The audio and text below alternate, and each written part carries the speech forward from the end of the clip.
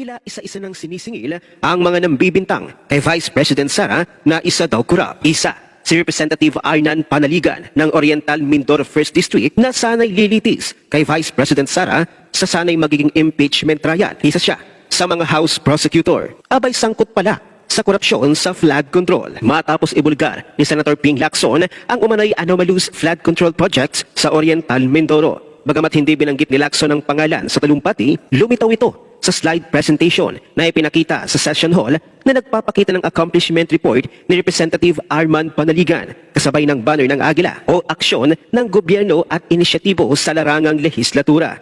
Ayon kay Senator Ping Lacson, nakapaloob sa programang Agila ni Panaligan ang 2 multi-million peso flood control projects, 95 million sa Alag River Baco, Silver Wolves Construction, 231 million sa Butas River, nauhan Raymond Builders. Parehong ginamitan ng unprogrammed funds. Sa kabuuan, 807 million pesos ang nakatabi sa Baco, habang 3.6 billion sa nauhan, kabuuang 4.4 billion pesos na nakatali umano sa Agila program ni Panaligan. Binati ko si Senator Lacson na kahit may tarpaulin at banner na nagpapakita ng credit sa Agila, nananatiling lubog sa baha ang mga residente sa nauhan at Baco.